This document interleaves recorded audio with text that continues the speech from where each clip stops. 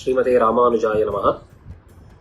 श्रीमद्वेदान्तदेशिक विरचिते तत्त्वमुक्ताकलापग्रन्थे षट्पञ्चाशत्तमः श्लोकः।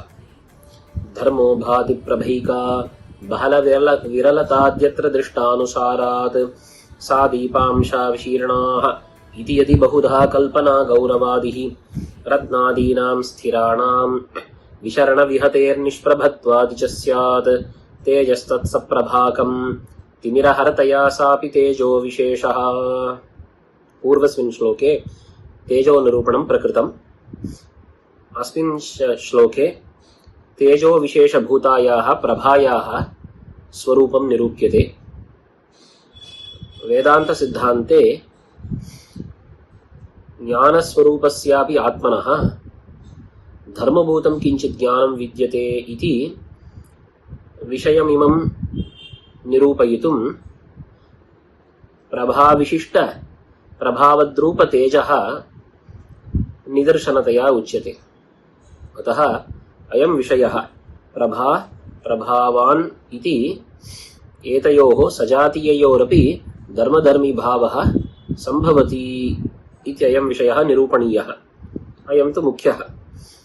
अत्र प्रभाविषये नैयायिकादीनाम् अभिप्रायस्तावत् ज्वालाभूत तेजसः एव विशीर्णाः अवयवाः प्रभा इत्युच्यन्ते। अतः दीपज्वालादिषु एकमेव तेजोद्रव्यं विद्यते। ज्वाला इति यद्दृश्यते तद् एकमेव तेजः तत्र विद्यते। ज्वालारूप तेजसः विशीर्ण अवयवाः प्रभा इति कथ्यन्ते।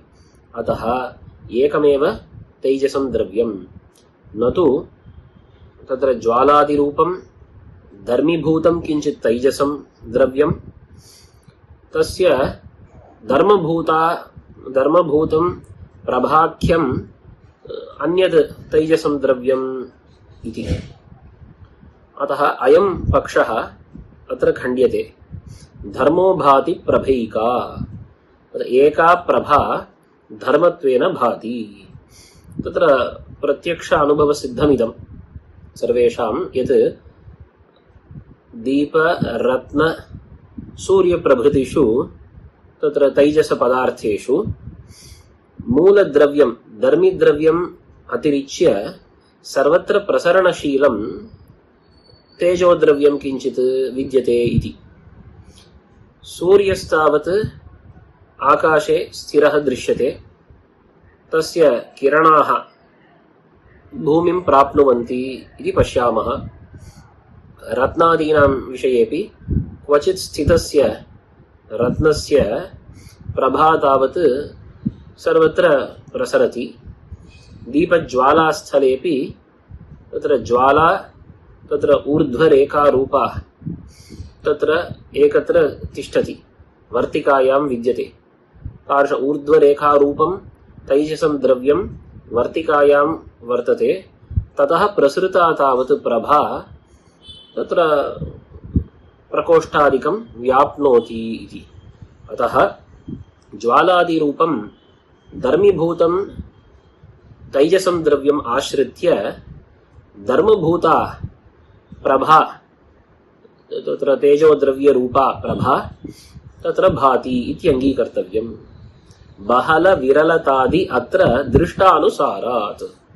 अस्तु, प्रभा नाम एकं तैजसं द्रव्यम् इति उच्यते चेत् अनुभवः परिशील्यताम्। दीपज्वालायाः समीपे प्रभायाः बहलत्वं, गाढत्वं, उष्णत्वम् अनुभूयते। ततः दूरे प्रसृतायां प्रभायां तु तत् दूरदेशे तावत् प्रभायां विरलत्वं नाम तत्र न तावत् घनत्वं, विरलत्वम्, अनुष्णत्वम् अनुभूयते। अतः एकस्याम् एव तत्र प्रभायां द्रव्यभूतायां कथं विरुद्धधर्मान्वयः इति प्रश्नः स्यात्। तत्र उत्तरं तु दृष्टानुसारात् इत्युक्तम्। न हि दृष्टे नाम किञ्चित् अनुपपन्नं भवति। पदार्थानां स्वभावः यथा दर्शनं किल अङ्गीक्रियते। वर्णः उष्णत्वं, जले शीतत्वम् इत्यादिकं यथा दृष्टम् अङ्गीक्रियते। तद्वदेव प्रभायाः एकस्याः एव स्व आधार समीपप्रदेशे तत्र गाढत्व उष्णत्वादिकं, ततः दूरदेशे तावत् विरलत्व अनुष्णत्वादिकं सम्भवितुमर्हति। अत्रापि प्रदेशभेदेन तत्र विरुद्धधर्मयोः अन्वयः भवितुमर्हति, नात्र कश्चित् विरोधः इति।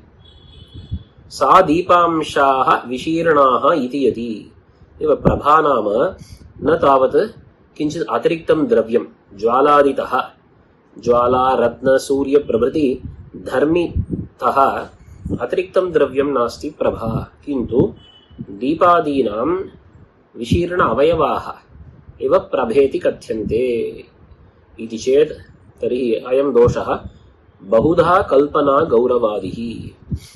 तत्र अत्यन्तं तत्र गौरवं तत्र दुष्यति इत्युच्यते। किं गौरवं, किं तावत् तत्र कल्पना गौरवम् इति चेत् प्रथमतः तादृश दीपादीनां तत्र प्रसरणं विशरणक्रिया स्वीकर्तव्या। दीपावयवाः सर्वेपि विशीर्णाः इति वक्तुं न शक्यन्ते। केषुचित् दीपावयवेषु तत्र विशरणक्रिया स्वभावः।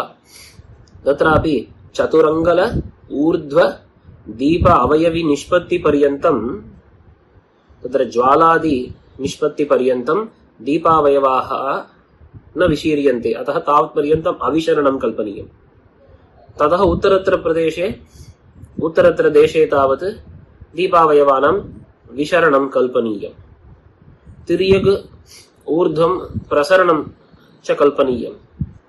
वेगातिशयः मान्द्यम् इत्यादिकं कल्पनीयम्।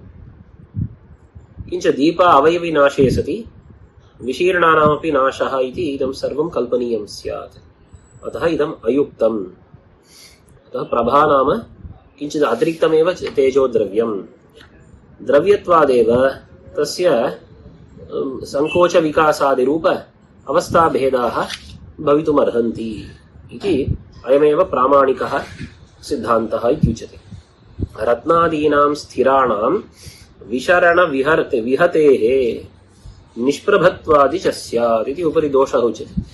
तत्र रत्नादिविषयं पश्यन्तु। दीपज्वाला तु प्रतिक्षणं भिद्यते, मर्तिकादिनाशात् तद्दीपज्वालानाशः कल्प्यते, किन्तु सूर्यस्य वा रत्नस्य वा न तथा नाशः कल्प्यते। रत्नविषये तु प्रत्यभिज्ञा विद्यते इति हेतोः स्थैर्यम् अङ्गीकार्यम्, किन्तु रत्नप्रभा नाम रत्नस्य अवयवाः इति उच्यते चेत् तर्हि किञ्चित् कालानन्तरं रत्नावयवानां सर्वेषामपि तत्र प्रसरणात् विशरणात् नाशः अङ्गीकर्तव्यः स्यात् इत्युच्यते।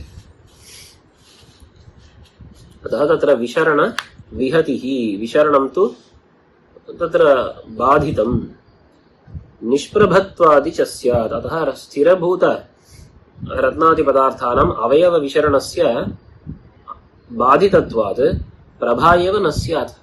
तर्हि दृश्यते तु रत्नादीनां तत्र सम्यक् प्रभा, सा न उपपद्येत। अतः कथं तद् उपपाद्यते इति उच्यते। तस्मात् प्रभा तावत् किञ्चित् तैजसं द्रव्यम् इति अङ्गीकार्यम्। तेजस्तत् सप्रभाकम्। अतः रत्नदीपादि रूपं तेजः प्रभाविशिष्टं, प्रभारूप स्वसजातीय द्रव्यान्तर विशिष्टम् इति अङ्गीकार्यम्। ननु प्रभा इति अयं पदार्थः कुत्र अन्तर्भवति?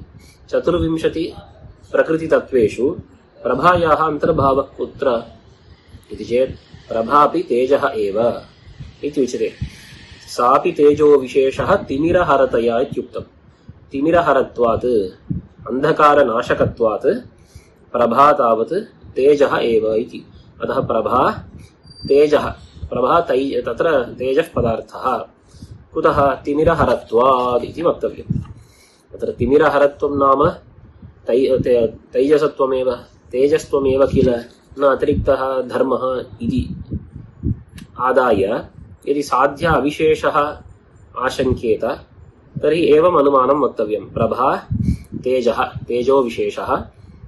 तत्र भास्वररूपवत्वात् इति वक्तव्यम्। अतः भास्वररूपवत्व हेतुना दीपज्वालायाः इव दीपप्रभायाः अपि तेजस्त्वं सिद्ध्यति।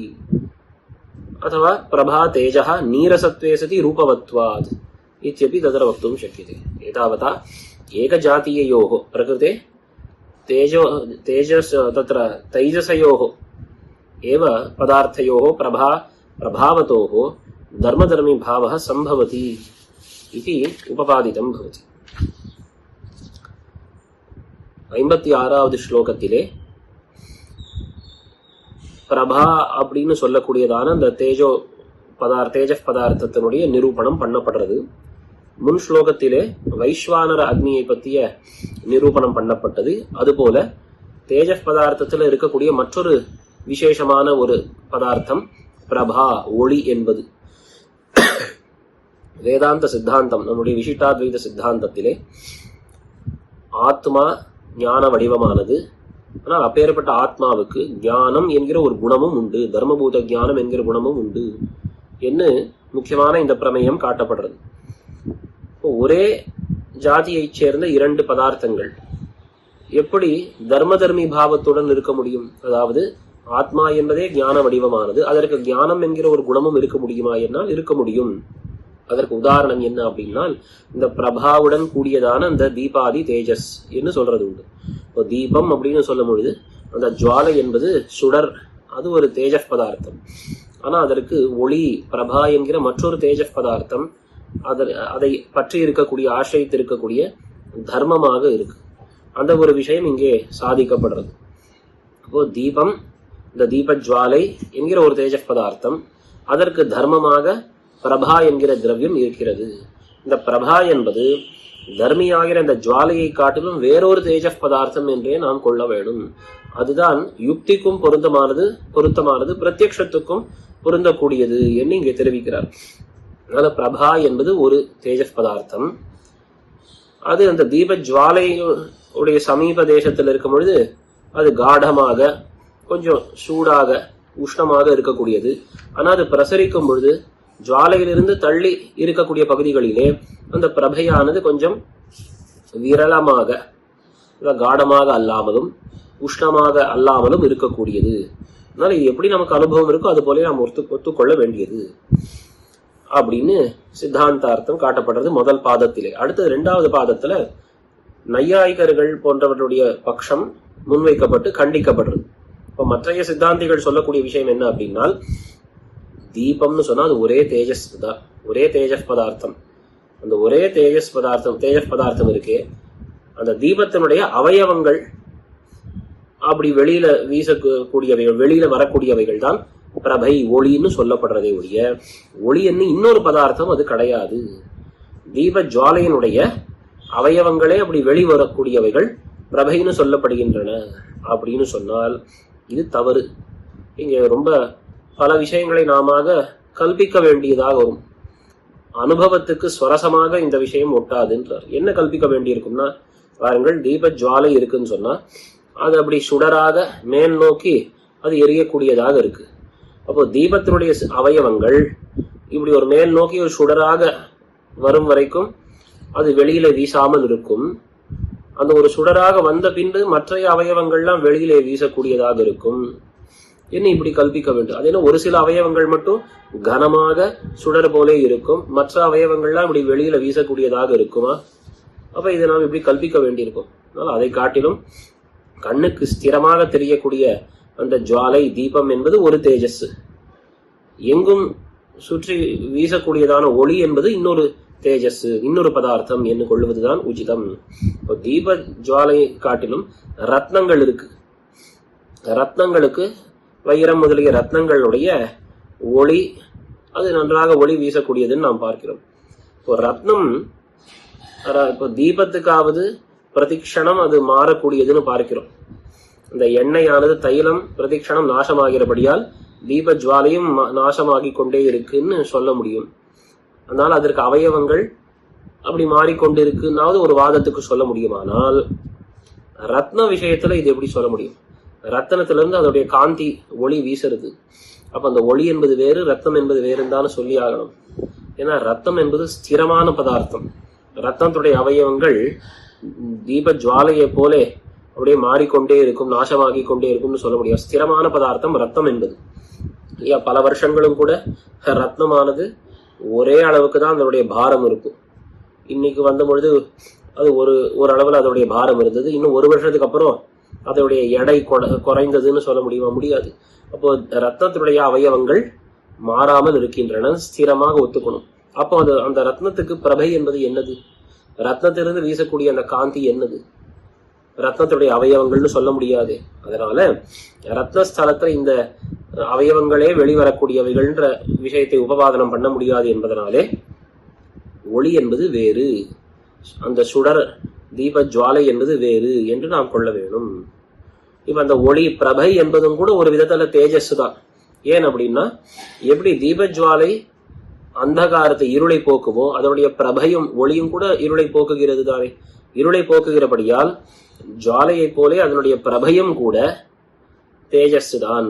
அது தேஜஸ் என்கிற அந்த ஒரு வகையை சார்ந்ததுதான் என்று நாம் கொள்ள வேண்டும் என்று இந்த ஸ்லோகத்திலே காட்டப்பட்டிருக்கு. ஸ்ரீமதே ராமானுஜாய நமஹ.